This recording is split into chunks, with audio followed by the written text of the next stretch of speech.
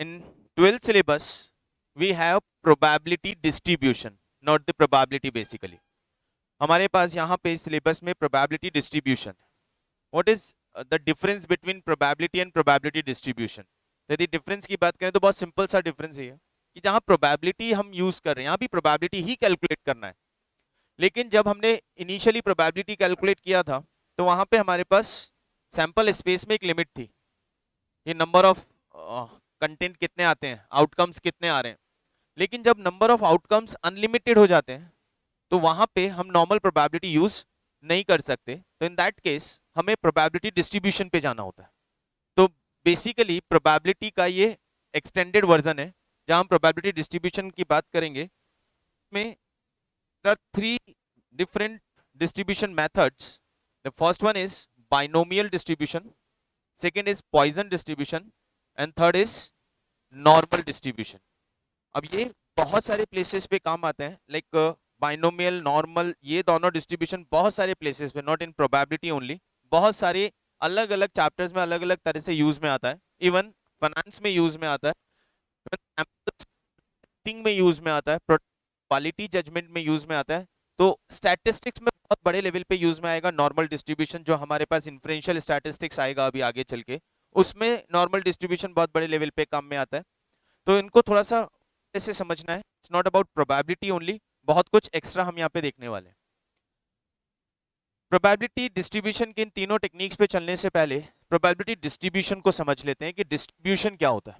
तो पहले एक दो डेफिनेशन नोट करेंगे और उसके बाद आगे अपना डिस्कशन स्टार्ट करेंगे। The first is random variable. The first term जो बार बार हम यहाँ यूज करने वाले हैं, that is random variable. What is random variable?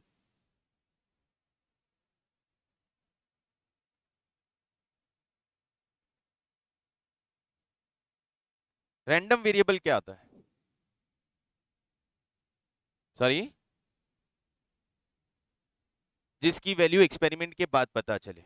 Okay, और एनी आइडिया किसे हम रैंडम वेरिएबल बोल सकते हैं? तो रैंडम वेरिएबल को यदि हम सिंपल टर्म में बोलते हैं तो सिंपल टर्म में रैंडम वेरिएबल का मतलब होता है value of which is determined by chance.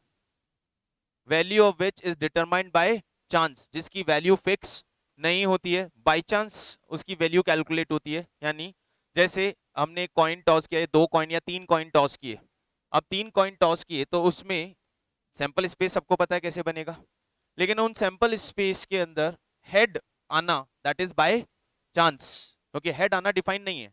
Head, एक हेड आ सकता है, दो हेड आ सकता है, एक भी हेड ना आए और तीनों हेड आ जाए, तो ये बाय चांस जिनकी वैल्यू डिफाइन होती है उन्हें हम रैंडम वेरिएबल बोलते हैं। तो एक लाइन लिख लीजिएगा, whose values, रैंडम वेरिएबल्स का मतलब whose values are determined, whose values are determined by chance,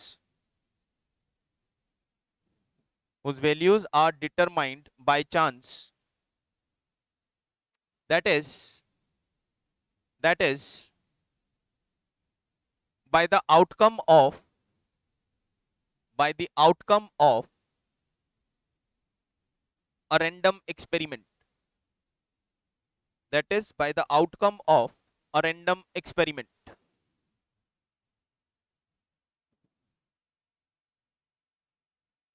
इसको आप ऐसे भी लिख सकते हैं, random variable is a function, random variable is a function whose domain is sample space। Random variable is a function whose domain is the sample space of a random experiment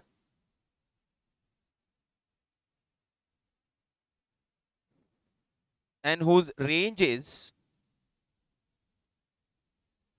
of a random experiment। वापिस बोल रहा हूं, a random variable is a function whose domain is the sample space of a random experiment and whose range is, and whose range is a subset, whose range is a subset of real number।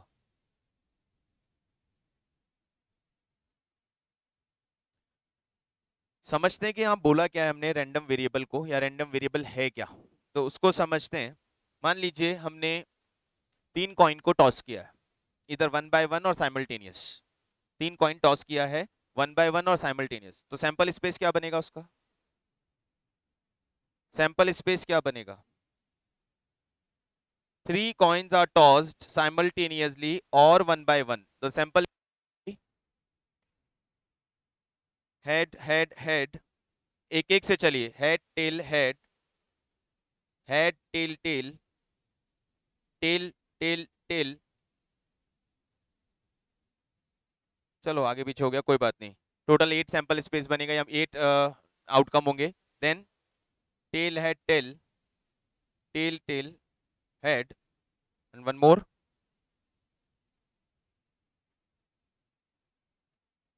T H H.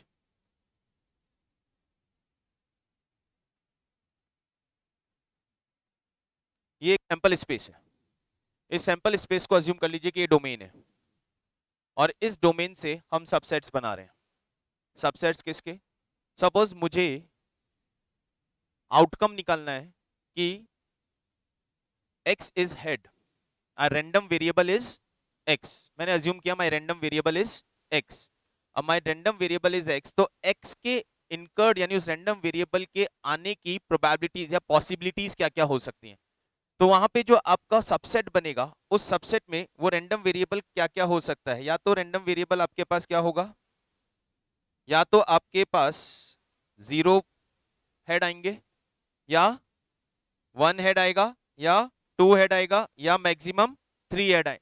ये आपके पूरे language read करो, वहां से वापस जाके check करो क्या लिखा था। Is a function whose domain is sample space. तो ये फंक्शन है, इसका फंक्शन क्या हो गया, फंक्शन का डोमेन क्या हो गया, सैंपल स्पेस। और उस सैंपल स्पेस में से हम क्या निकाल रहे हैं, हम उसमें से रैंडम वेरिएबल निकाल रहे हैं, और वहां की उसकी रेंज निकाल रहे हैं। पूरी रेंज, पूरी रेंज का मतलब उसके कितने आउटकम पॉसिबल हैं। Head is the random variable, तो how many time head can come, how many time head can come, तो 0 time head will there, 1 time head, 2 और 3, क्योंकि हमने 3 कॉइन टॉस किया है, तो मैक्सिमम 3 हेड आ सकता है, 0 हेड आ सकता है। तो ये जो रेंज कैलकुलेट कर रहे हैं, इस रेंज के सामने हम उस रैंडम वेरिएबल के रिपीटेशंस को रियल नंबर में प्रेजेंट करेंगे। रियल नंबर में मुझे आउटकम्स नहीं देने, मुझे उनके रियल नंबर देने हैं। लाइक 0 नंबर ऑफ हेड्स कितनी बार आएगा, 0 नंबर ऑफ हेड्स कितनी बार आएगा, ये वाला when all the 3 are tail, तो 0 नंबर हेड, तो ये 0 हेड्स आएंगे 1 टाइम। मुझे यहाँ पे 3 हेड नहीं लिखने हैं, मुझे उनकी रेंज के अंदर उनके आउटकम्स को रियल नंबर में प्रेजेंट करना है कि कितनी बार वो इवेंट, वो एक्सपेरिमेंट, वो रैंडम वेरिएबल इनकर्ड होगा। वन वन हेड कितनी बार आएगा, तो काउंट कर लेते हैं। 1 हेड कहाँ कहाँ है हमारे पास इसमें,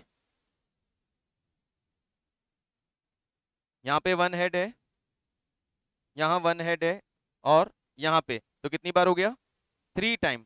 1 head will come 3 times, 2 3 times 3, ये कहलाता है आपका probability distribution. It is known as probability distribution, जहां हम रैंडम वेरिएबल के पॉसिबल आउटकम की सैंपल स्पेस में से या डोमेन में से रेंज कैलकुलेट करते हैं, और उस पूरी रेंज के आउटकम्स को रियल नंबर में प्रेजेंट करते हैं, बोलते हैं प्रोबेबिलिटी डिस्ट्रीब्यूशन। 0 हेड आने की प्रोबेबिलिटी क्या होगी वो हमें पता है, क्या होती है 0 हेड आने की प्रोबेबिलिटी,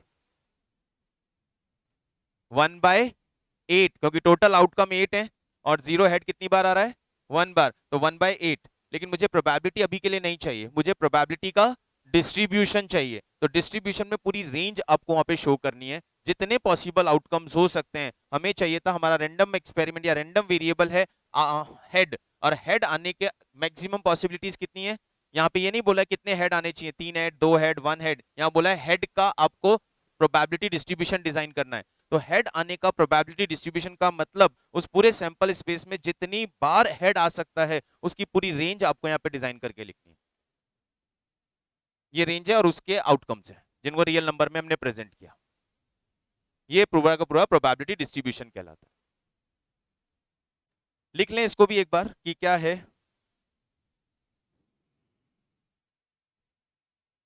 ये एग्जाम्पल लिखें और फिर लिखें इसमें probability,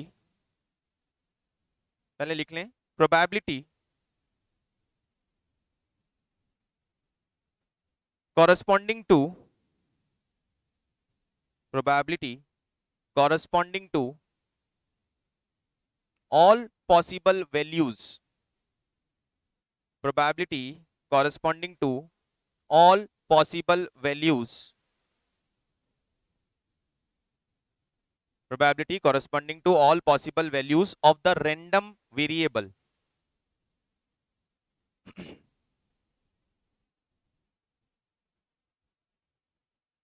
are written,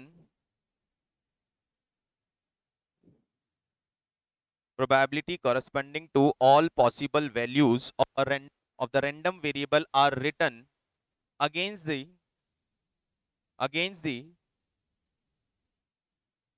random variable, against the value of random variable.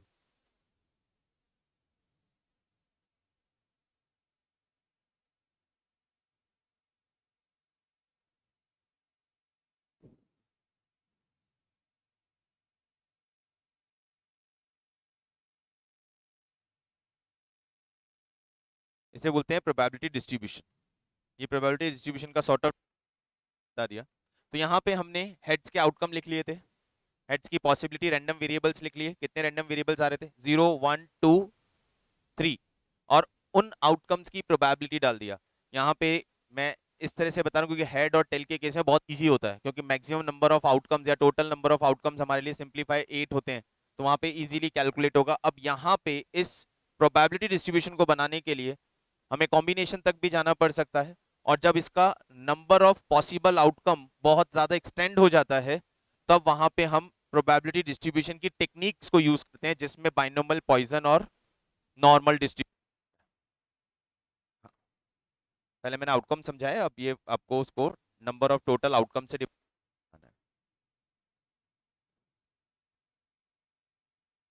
Probability में दो मेन चीज या एक मेन प्रोबेबिलिटी का फीचर आप लोगों को पता होगा, प्रोबेबिलिटी ऑफ एक्स, ये तो सबको पता ही है। तो यहाँ ये चेक कर लीजिए कि यहाँ पे भी सबकी प्रोबेबिलिटी, पूरे इसकी रेंज की प्रोबेबिलिटी का टोटल 1 होना चाहिए, और इस रेंज में कोई भी प्रोबेबिलिटी नेगेटिव नहीं होनी चाहिए। तो नेगेटिव नहीं होनी चाहिए, मोर देन 1 नहीं होनी चाहिए, और टोटल एग्जैक्टली 1 होना चाहिए। तो वो इस इक्वेशन से ये चीज तीनों समझ में आ रही है कि probability of random variable will not be less than 0, यानी नेगेटिव नहीं होगी। Probability of random variable will not be more than 1, and total of the probability of all या complete range will be equal to 1। सारे range, ये range ही कहलाएगी, इस पूरी range के आउटकम्स की टोटल प्रोबेबिलिटी होगी वो ऑलवेज 1 होगी, रैंडम वेरिएबल्स, ये इनकी प्रोबेबिलिटीज। ये जो आपने पूरा डिजाइन किया इसको पूरे को रेंज बोलेंगे। 0 से 1, 0 से 3 रैंडम वेरिएबल की रेंज हुई। Random variable is head, head की रेंज क्या है 0 से 3, ये आपके हेड के आउटकम की रेंज हो गई, और उस पूरी रेंज की प्रोबेबिलिटी आपने शो कर दी उस रैंडम वेरिएबल के अपोजिट, और इस पूरी रेंज की जो टोटल प्रोबेबिलिटी है वो 1 होनी चाहिए।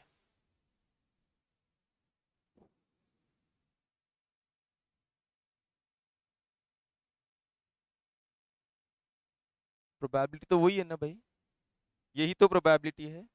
0 हेड, 1 हेड, 2 हेड, 3 हेड, ये रेंज हुआ। इस रेंज की प्रोबेबिलिटी है 1/8, 3/8, 3/8, 1/8। इस प्रोबेबिलिटी का टोटल करेंगे तो टोटल ऑफ द प्रोबेबिलिटी, इन सब का टोटल डेफिनेटली 1 होगा। अभी सिर्फ इस बेसिक पार्ट की बात करेंगे, ज्यादा इसको अभी डिटेल में नहीं लेके जा रहे हैं, सिर्फ इस प्रोबेबिलिटी डिस्ट्रीब्यूशन को ही समझते हैं। ये दो मेन चीज समझ में आ गया आपको, ये आउटकम लेना है, रैंडम वेरिएबल लेना है, उसकी रेंज बनानी है पूरी, उस पूरी रेंज की इंडिविजुअल इवेंट की प्रोबेबिलिटी लेनी है, जहां प्रोबेबिलिटी में उन सबकी प्रोबेबिलिटी का टोटल 1 होगा, कोई भी प्रोबेबिलिटी नेगेटिव नहीं होगी, और टोटल कभी भी 1 से ज्यादा नहीं होगा, और कोई भी प्रोबेबिलिटी इटसेल्फ 1 से ज्यादा नहीं होगी। चलिए आ जाइए बुक पे।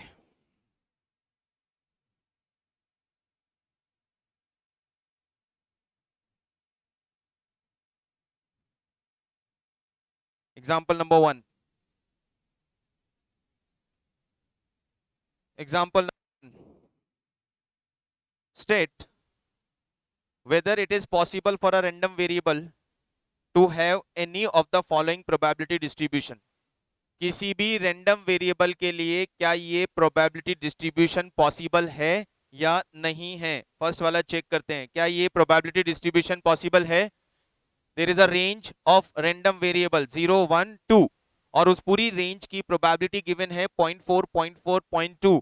ये पॉसिबल तब है जब इसमें दो चीज, इन सब पूरी रेंज के प्रोबेबिलिटी की टोटल 1 होनी चाहिए। यस, द टोटल इज 1, तो ये पॉसिबल है। सेकंड, क्या ये पॉसिबल है?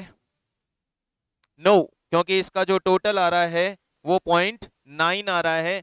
रैंडम वेरिएबल की रेंज की प्रोबेबिलिटी का समीशन 1 होना जरूरी है, इसका समीशन 1 नहीं है, यानी ये पॉसिबल नहीं है। This probability distribution is not possible.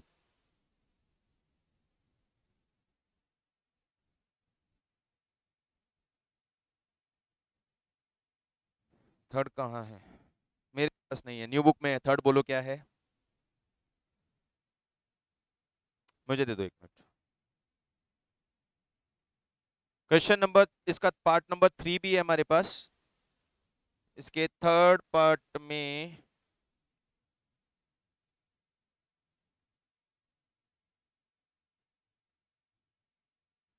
इसका थर्ड पार्ट हमारे पास है। थर्ड पार्ट क्या है? एक सेकेंड। थर्ड पार्ट है the range of the variable is 1 2 3 4 5 and the probability of that is 0.1 0.4 0.05 minus 0.2 and 0.2। No, answer is no, क्योंकि एक probability negative है तो रेंज का प्रोबेबिलिटी नेगेटिव पॉसिबल नहीं है, तो ये भी पॉसिबल नहीं है। This probability distribution is also not possible. Question number second,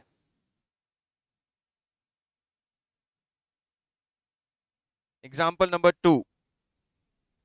एक हमें range of the random variable given है और उसका प्रोबेबिलिटी डिस्ट्रीब्यूशन दिया हुआ है। A random variable x has the following probability distribution. अभी रैंडम वेरिएबल क्या है, कौन सा इसका सैंपल स्पेस था, क्या उसका डोमेन था, हमें कुछ भी नहीं मालूम, बस इन्होंने प्रोबेबिलिटी डिस्ट्रीब्यूशन बना के दे दिया डायरेक्टली। द पॉसिबल आउटकम्स हो गए 0 1 2 3 4 5 6 7 और उनका प्रोबेबिलिटी गिवन है। हमसे पूछा गया है डिटरमाइन के। यस, सबका प्रोबेबिलिटी का टोटल, इस पूरी रेंज की प्रोबेबिलिटी का total will be equal to 1। तो प्रोबेबिलिटी का टोटल 1 रखिए और उससे के की वैल्यू निकालिए। तो हमारे पास है 0 प्लस के प्लस 2k प्लस 3k, नहीं एक और 2k है,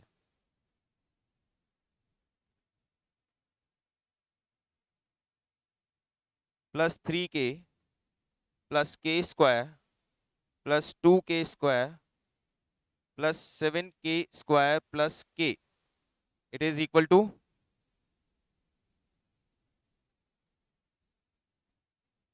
इज इक्वल टू 1। इसको सॉल्व कर लेते हैं। 3 2 5 2 7 8 9,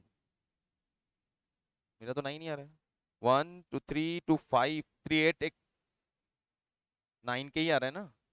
9k, ए के square 3k square 7k square यानी 10k square is equal to 1, is equal to 1। Solve करो, के की वैल्यू निकालो।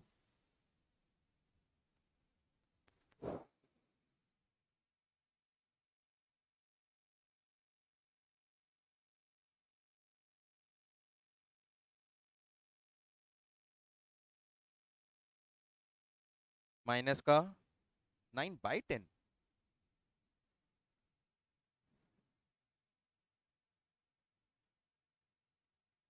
कर लिया ना सभी ने सॉल्व? या बताओ इसको कैसे दो पार्ट में डिवाइड किया? मिडल टर्म से ना, प्लस 10k एंड माइनस के माइनस 1।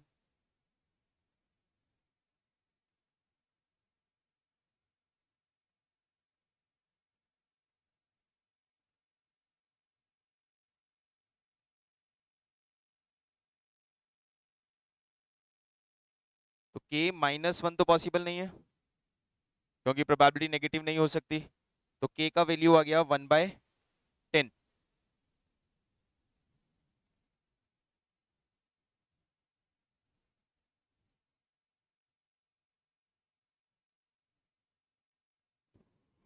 क्वेश्चन नंबर 2 है इसका, कैलकुलेट करना है हमें probability of x that is less than 3 if random variable is less than 3, probability of x less than 3, x less than 3 का मतलब, तो रेंज क्या हो गई इसमें 0 1 2, लेस देन 3 का मतलब जो पॉसिबल आउटकम्स थे हमारे पास, जितने भी जो रेंज थी उस रेंज में से लेस देन 3 वाला आउट पिक कर लीजिए। तो लेस देन 3 वाला पिक करने का मतलब हमारे पास ये हो गया 0 1 एंड 2। इन तीनों की प्रोबेबिलिटी का एडिशन 3k, इन तीनों की प्रोबेबिलिटी को ऐड करेंगे तो इन तीनों की प्रोबेबिलिटी का एडिशन आता है 3k। 3k को हम 3 मल्टीप्लाई बाय 1/10, तो रिजल्ट हो गया 3/10।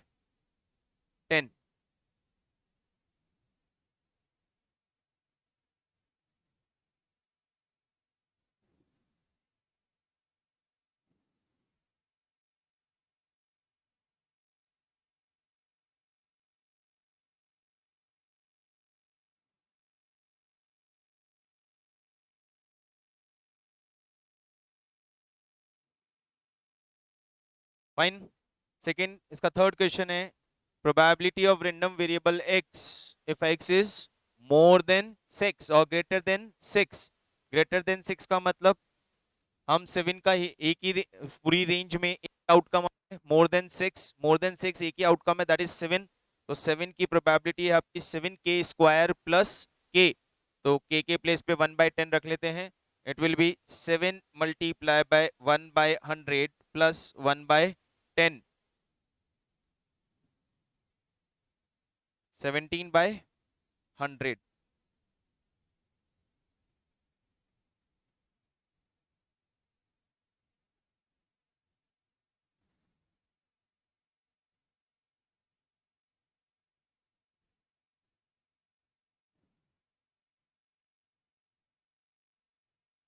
Next one is probability of random variable x if x is more than 0 less than 3, more than 0 less than 3, 1 and 2। तो x होगा 1 and 2। Out of this complete range आपको लेना है x के दो outcome, more than 0 less than 3। तो more than 0 less than 3 में 1 and 2, और 1 and 2 का प्रोबेबिलिटी का एडिशन आता है 3k, that is 3/10। 3 into 1/10 that is 3/10। ये जो क्वेश्चंस हम यहाँ पे कर रहे हैं इस फर्स्ट एक्सरसाइज में या फर्स्ट पार्ट में, ये सिर्फ आपको अंडरस्टैंड करने के लिए है कि किस तरह से प्रोबेबिलिटी डिस्ट्रीब्यूशन डिजाइन होता है। तो मेन पार्ट नहीं है ये, मेन पार्ट पे आने से पहले वार्म अप एक्सरसाइज है कि हम ये टर्मिनोलॉजी समझ लें कि प्रोबेबिलिटी डिस्ट्रीब्यूशन या रेंज कैसे डिजाइन होगा। कोई डाउट गाइस, किसी को कोई प्रॉब्लम वहां पे?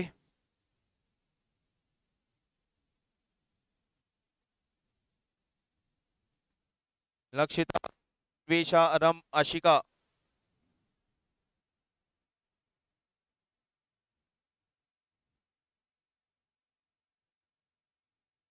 Example number 3, let x denote the number of hours you study on a Sunday, number of hours you study on a Sunday. और इसका रेंज इन्होंने ऑलरेडी खुद ने बना के दिया है, x is 0, x is 1, x is 2, 3 और 4। सो range of the random variable is 0 1 2 3 4। उसका हमें प्रोबेबिलिटी डिस्ट्रीब्यूशन डिजाइन करना है, जो प्रोबेबिलिटी यहां इन्होंने कैलकुलेट करके दिया हुआ है लेकिन क्लियर नहीं है। तो इसको आप पहले एक डिस्ट्रीब्यूशन पैटर्न में रख दीजिए। Your x is 0 1 2 3 4 and probability of x, 0 का प्रोबेबिलिटी क्या बोला है इन्होंने 0.1, ये तो गिवन है प्रोबेबिलिटी 0 का। 1 और 2 इन दोनों की प्रोबेबिलिटी सेम है, एंड सेम क्या है k इंटू एक्स। अब x का x इज इक्वल टू 1, तो यहां पे हो गया 1 मल्टीप्लाई बाय k। और यदि हम x के प्लेस पे 2 लेते हैं तो ये हो गया 2 मल्टीप्लाई बाई के।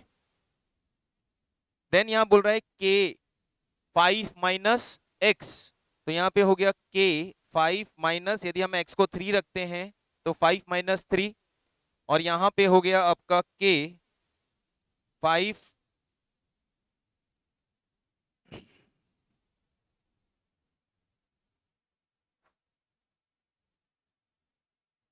5 माइनस 4, तो 0.01 k 2k 2k and k, ये इसकी प्रोबेबिलिटी आ गई।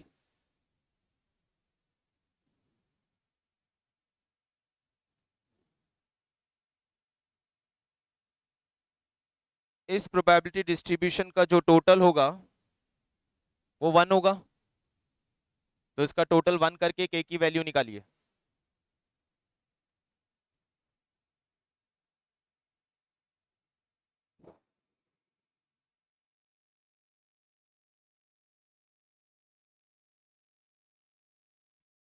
सभी को करने दो।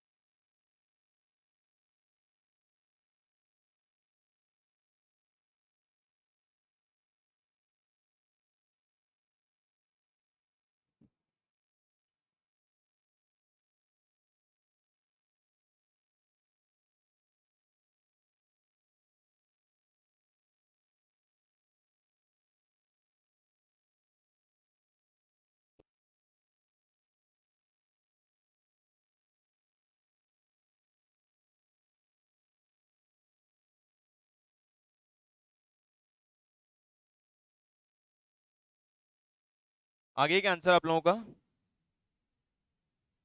0.15 सभी का।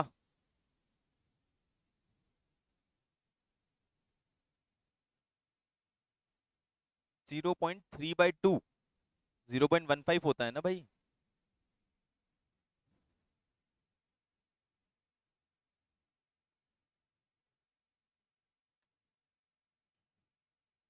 It is 6k is equal to 0.9, k is equal to 0.9 by 6, that is 0.15।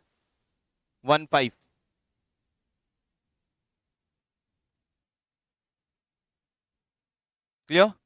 कोई डाउट किसी को यहाँ पे? No, fine. अब क्वेश्चन क्या पूछा है इन्होंने? What is the probability that you study at least 2 hours? What is the probability that you study at least 2 hours? तो आपके रैंडम वेरिएबल की रेंज क्या क्या हो गई? एटलीस्ट 2 hours मतलब कम से कम 2 घंटा आपको पढ़ना है, तो 2 3 4 इन तीनों को ऐड करके प्रोबेबिलिटी चाहिए हमें। 2 3 4 का प्रोबेबिलिटी 2 3 4 का प्रोबेबिलिटी हो गया 5k।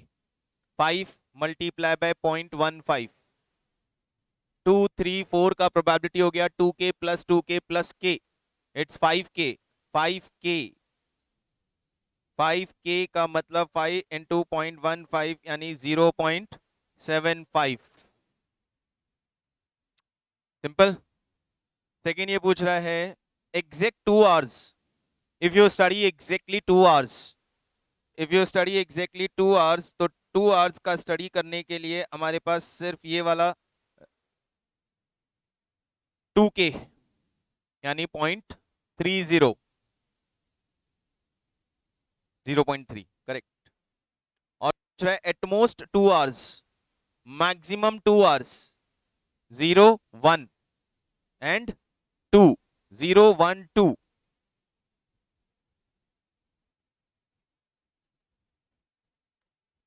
0.1 plus k plus 2k, तो 0.1 प्लस 3k 0.55। चलिए इसको कंप्लीट करके बताइए यहां तक बात समझ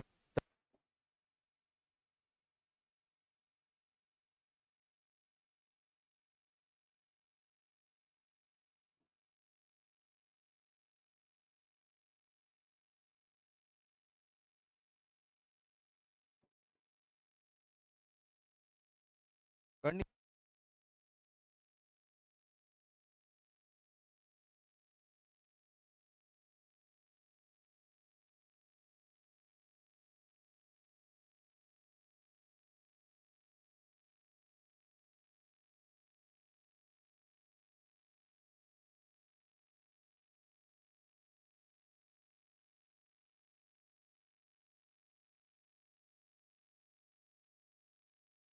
done everyone.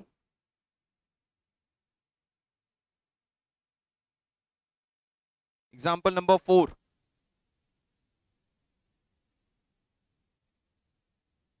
let x be a random variable which assumes values x1 x2 x3 x4 such that 2p x is equal to x1 is equal to 3p x is equal to x2 is equal to p x is equal to x3 and that is equal to 5p s is equal to x4. Find the probability distribution of x.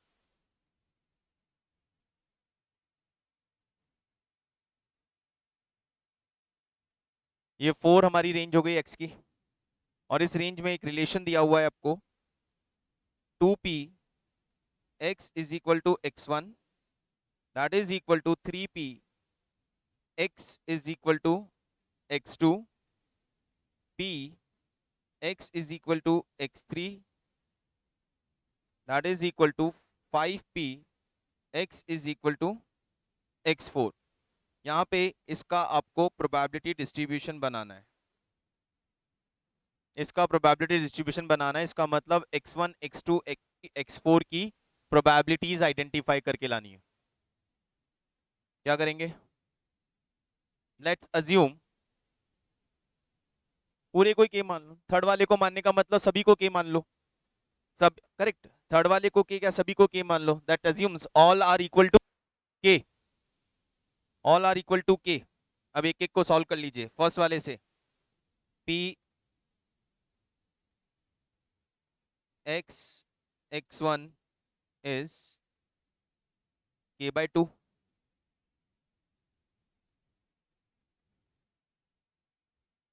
x x2 is k by 3, यहां से आ रहा है p x x3 is equal to k, fourth one से आ रहा है p x x4 is equal to k by 5. First, probability of x1 is k by 2, probability of x2 is k by 3, probability of x3 is k and probability of x4 is k by 5. तो इन सबकी probabilities हमें मिल गई। इसकी k by 2 है, 2 की probability k by 3 है, 3 की probability k है, 4 की प्रोबेबिलिटी k by 5 है। और अगेन वी नो कि सबकी प्रोबेबिलिटी का टोटल 1 होता है, तो you will get value of k।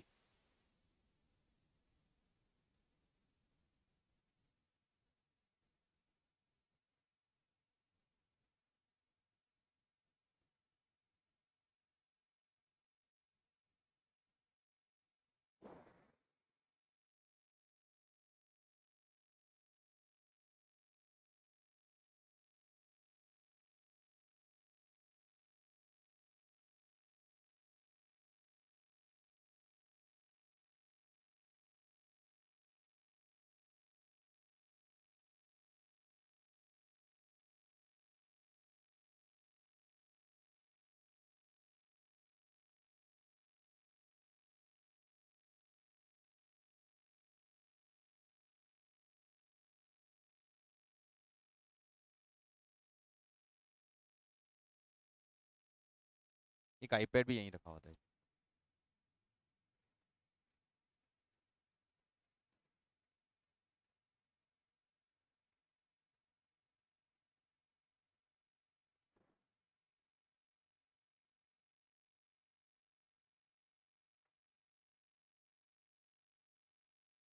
It's 30 by 61।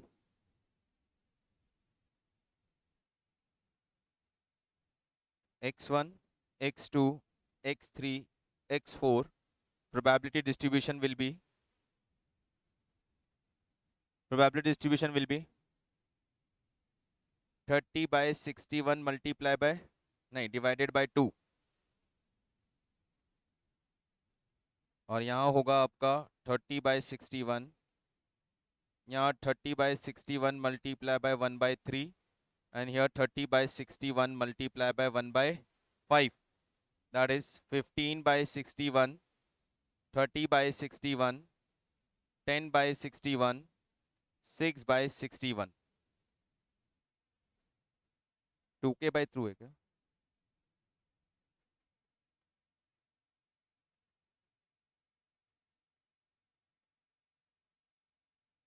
Sorry, क्या कह रहे हो?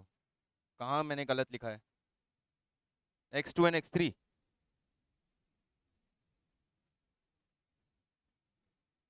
ये इंटरचेंज है। ओके, x2 क्या है हमारा? k/3 and x3 k.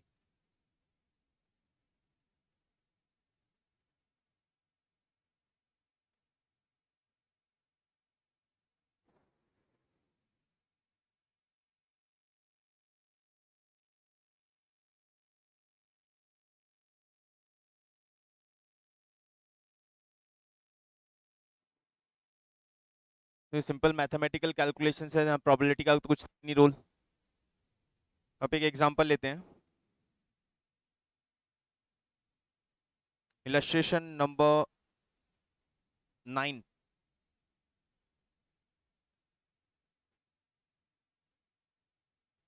Illustration number 9, example number 9।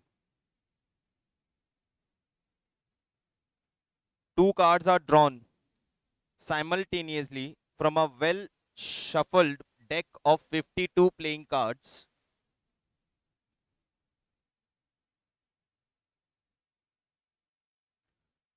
Find the probability distribution of number of aces. हमने एक 52 डेक ऑफ कार्ड से 2 कार्ड ड्रॉ किया है, साइमल्टेनियसली ड्रॉ किया है, 1 बाय 1 ड्रॉ किया है। इसमें ये नहीं बोला है कि रिप्लेसमेंट एंड नॉन रिप्लेसमेंट वाला केस नहीं है। हमने 2 कार्ड ड्रॉ किए हैं, उन दोनों कार्ड के उन कार्ड में आपको प्रोबेबिलिटी डिस्ट्रीब्यूशन बनाना है, किसका? एसेस का। तो एस आपके लिए क्या हो गया? Random variable. अब ये रैंडम वेरिएबल कितने टाइम हो सकता है, इसका रेंज क्या होगा? तो there are 4 aces in the deck, पूरे डेक में 4 एसेस होते हैं।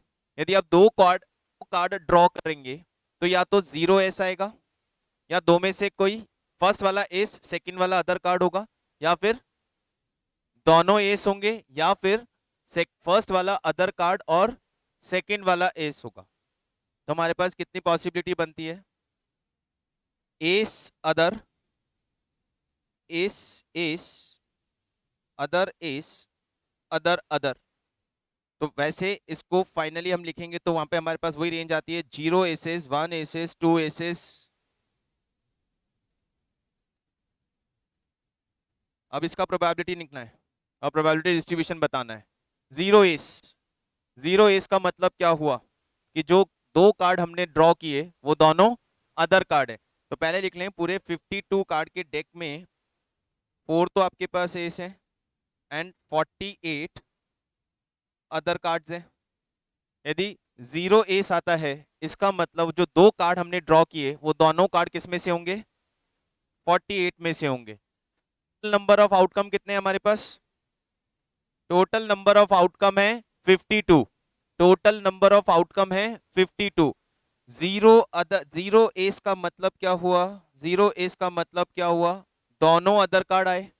1 एस का मतलब क्या हुआ? ए प्लस अदर कार्ड। और 2 एसेस का मतलब है दोनों आपके पास एस आए। अब इनकी प्रोबेबिलिटी आपको बचपन में सिखा दी गई है निकालना। यदि दोनों अदर कार्ड आते हैं, दोनों अदर कार्ड आते हैं तो उसकी प्रोबेबिलिटी क्या होगी? 48C2 divided by 52C2। एक एस, एक अदर कार्ड, एक एस और एक अदर कार्ड की प्रोबेबिलिटी क्या होगी? एक एस 4C1, एक other card 48C1 divided by 52C2। दोनों एसेस का मतलब 4C2 divided by 52C2।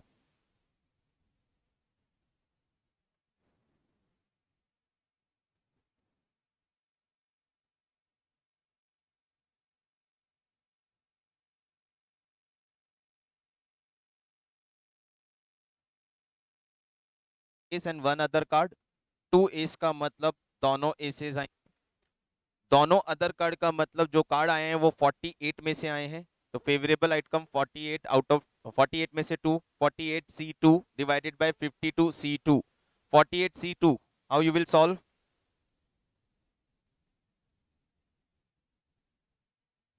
48 into 47 divided by 2 into 1, divide में है 52, तो 2 multiply by 1 divided by 52 multiply by 51।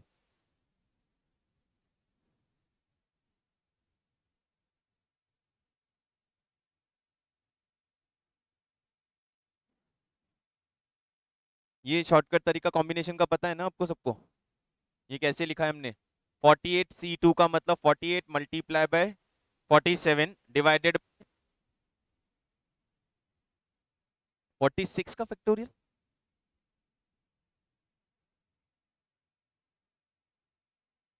अरे यार, तो न्यूमरेटर लिखोगे नीचे, फिर डिनोमिनेटर में भी 46 का फैक्टोरियल लिखोगे।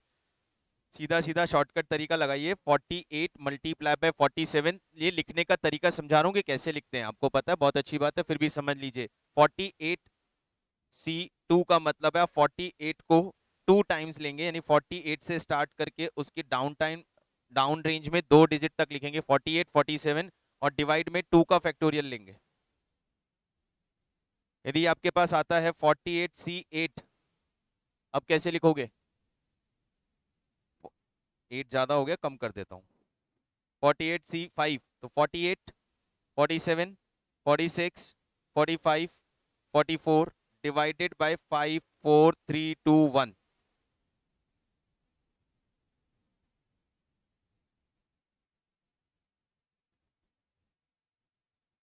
तो इसे सॉल्व कर लेंगे, ये इसका प्रोबेबिलिटी डिस्ट्रीब्यूशन बन जाएगा।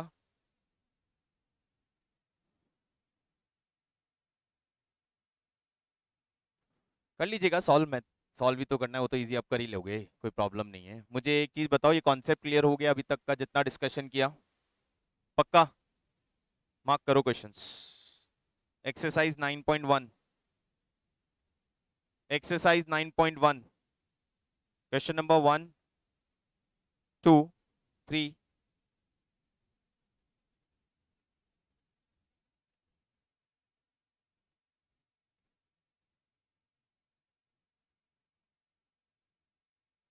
4 and 5, 1 to 5, 9.1 exercise 1 to 5।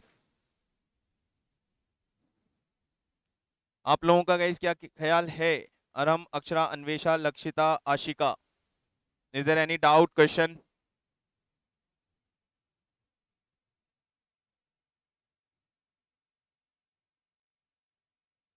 All good? Example number 8, लाओ लाओ लाओ।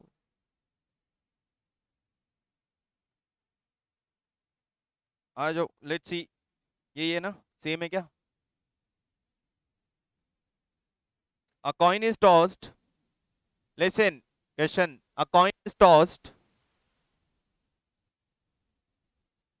until a head appears or the tail appears 4 times. A coin is tossed until a head appears or tail appears 4 times in succession. आप coin को तब तक toss करेंगे जब तक आपके पास हेड ना आ जाए, या फिर इन अ सक्सेशन 4 टाइम टेल ना आ जाए। तो जैसे ही इन अ सक्सेशन 4 टाइम टेल आता है, आप टॉस बंद कर देंगे। तो find the probability distribution of the number of tosses. Number of tosses का प्रोबेबिलिटी डिस्ट्रीब्यूशन कैलकुलेट करना, आइडेंटिफाई करना है। मैंने फर्स्ट टाइम कॉइन को टॉस किया and I got head, I will stop. मैंने फर्स्ट टाइम कॉइन को टॉस किया, आई गॉट टेल, मैं सेकेंड टाइम फिर कॉइन को टॉस करूंगा बिकॉज आई वॉन्ट हेड, तो मेरे को हेड आ गया, I will stop. Suppose I will toss time and I tail, तो मैं वापस टॉस करूंगा, वापस टेल आ गया, मैं वापस टॉस करूंगा, मुझे हेड मिल गया। फिर मैंने नेक्स्ट फर्स्ट टाइम टॉस किया, I got tail. Second time toss किया, फिर टेल आया। थर्ड टाइम टॉस किया, फिर टेल। फोर्थ टाइम टॉस किया, फिर टेल आया। आई विल स्टॉप, क्योंकि इधर मेरे को हेड आना चाहिए या फिर कंटिन्यूस सक्सेशन में 4 टाइम्स टेल आना चाहिए। तो यहाँ 4 टाइम्स टेल आ गया, मैं अब एक्सपेरिमेंट नहीं करूंगा। तो कितनी बार आपने टॉस किया? मैंने लिखा नहीं क्या? अच्छा, एक मिनट।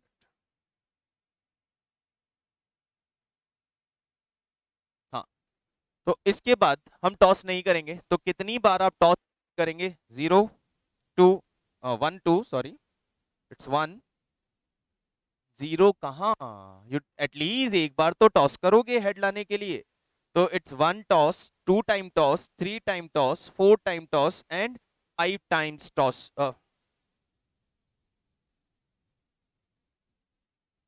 क्या गड़बड़ कर रहे हो?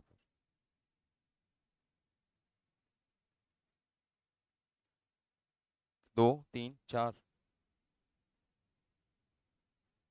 क्या 4?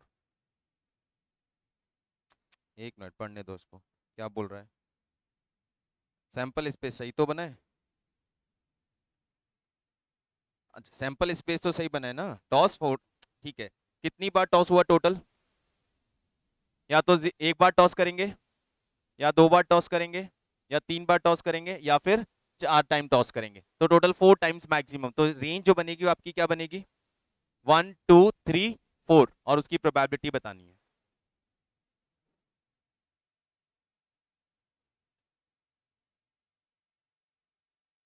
वापिस समझ लो, आपको करना है एक कॉइन को टॉस, और वो एक कॉइन टॉस करने पे आपको तब तक टॉस करते जाना है जब तक आपके उस कॉइन पे हेड ना आ जाए। और आपसे पूछा क्या है? How many time you will toss, उसका की डिस्ट्रीब्यूशन बनाना है। कितनी बार टॉस करोगे तो उसका प्रोबेबिलिटी डिस्ट्रीब्यूशन बनाना है। मैंने फर्स्ट टाइम टॉस किया, एक बार टॉस किया, और उसी वक्त मुझे हेड मिल गया। मैंने पहली बार टॉस किया, टेल आया, तो I will repeat the toss. मैंने टॉस रिपीट किया तो मुझे क्या मिला? हेड मिला। फिर स्टॉप कर दूंगा। नेक्स्ट एक्सपेरिमेंट, मैंने टॉस किया, टेल आया, फर्दर टॉस किया, फिर टेल आया, फर्दर टॉस किया, अब हेड आ गया। I will stop. मैंने टॉस किया, टेल आया, फिर टॉस किया, फिर टेल आया, फिर टॉस किया, फिर टेल आया, और फिर टॉस किया, नाउ आई गॉट हेड। तो फिर स्टॉप कर देंगे। मैंने टॉस किया, टेल आया, मैंने टॉस किया, टेल आया, फिर टेल आया, फिर टेल आया। तो अब उसके बाद आप टॉस नहीं करोगे। क्यों? क्योंकि 4 टाइम सक्सेसिव डायरेक्शन में आपको मिल गया है टेल। तो यहाँ पे आप, ये हो गया आपका सैंपल स्पेस कि आप कितनी बार टॉस करोगे। लेकिन प्रोबेबिलिटी इन्होंने ये नहीं पूछा है कि आप कितनी बार टेल आएगा या हेड आएगा। इन्होंने जो प्रोबेबिलिटी डिस्ट्रीब्यूशन बनाने को बोला वो किसका पूछा है? Number of tosses. Number of tosses का प्रोबेबिलिटी डिस्ट्रीब्यूशन मांगा है आपसे। तो नंबर ऑफ टॉसेस कितने हुए? प्रोबेबिलिटी ऑफ एक्स, उसमें नंबर ऑफ टॉस कितना हुआ? या तो एक बार टॉस होगा, या 2 बार टॉस होगा, या 3 बार टॉस होगा, और या फिर 4 बार टॉस होगा। 5 करना ही नहीं है ना कभी भी। तो ये नंबर ऑफ टॉसेस पूछा है, इसका प्रोबेबिलिटी डिस्ट्रीब्यूशन बताना है। कि ना बेटा, फर्स्ट एक, या तो एक बार टॉस करोगे, या 2 बार टॉस करोगे, या 3 बार टॉस करोगे, या 4 बार टॉस करोगे। दोनों केसेस में 4 बार ही टॉस किया है ना। जब आपके पास टेल टेल टेल हेड आया तब भी आपने 4 बार टॉस किया था। जब आपके पास टेल टेल टेल टेल आया तब भी आपने 4 बार ही टॉस किया था, 5 बार टॉस नहीं किया था। तो नंबर ऑफ टॉस पूछा है, नंबर ऑफ आउटकम नहीं पूछा है। तो नंबर ऑफ टॉस कितनी बार किया, तो हमारा डिजायर आउटकम निकालने के लिए या तो मैं एक बार टॉस करूंगा और उसी में मुझे डिजायर आउटकम मिल जाएगा, या मैं 2 बार टॉस करूंगा मुझे डिजायर आउटकम मिल जाएगा, तो डिजायर आउटकम मिल जाएगा। 4 बार टॉस करूंगा तो 4 बार में डिजायर आउटकम मिल जाएगा, या तो मुझे हेड मिल जाएगा या चारों टेल मिल जाएंगे। तो इसमें भी 4 बार ही टॉस करना है। तो मैक्सिमम टोटल रेंज जो बनी है नंबर ऑफ टॉसेस की वो 1 2 3 4 बनी है। अब इसका प्रोबेबिलिटी डिस्ट्रीब्यूशन बनाना है आपको। 1 टाइम टॉस किया, हेड आ गया, 4 बार टोटल टॉस कर रहे हो आप। अब इसका प्रोबेबिलिटी डिस्ट्रीब्यूशन बनाना है। 1 टाइम टॉस किया, हेड आ गया, प्रोबेबिलिटी 1/2। 2 बार टॉस किया तो एक बार टेल आया और एक बार हेड आया, दोनों की प्रोबेबिलिटी 1/4।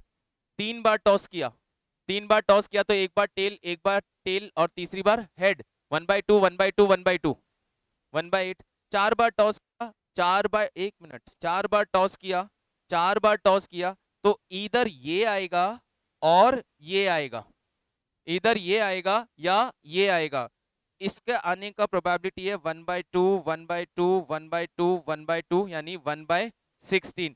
इसके आने का प्रोबेबिलिटी भी 1/16 और आपको पता है और है तो ऐड करेंगे तो टोटल प्रोबेबिलिटी हो गया 2/16 यानी 1/8, 1/2 1/4 1/8 एंड 1/8। ये इसका प्रोबेबिलिटी डिस्ट्रीब्यूशन। वो तो ध्यान रखना ही पड़ेगा, मैंने आपको स्टार्ट यहां से किया था कि आपको मैं अज्यूम करके चल रहा हूं कि बेसिक 11th क्लास वाला प्रोबेबिलिटी आता है। और एंड फर्स्ट में एच, सेकंड में टी एंड एच, तो एंड है मल्टीप्लाई कर दिया। 3 टॉसेस के केस में टी टी एच एंड है, 4 टाइम टॉसेस में टी एंड एच और टी टी टी टी, तो 2 चॉइस हो गई आपके पास, 2। तो पहले इनको मल्टीप्लाई, इसको मल्टीप्लाई और फिर दोनों का एडिशन।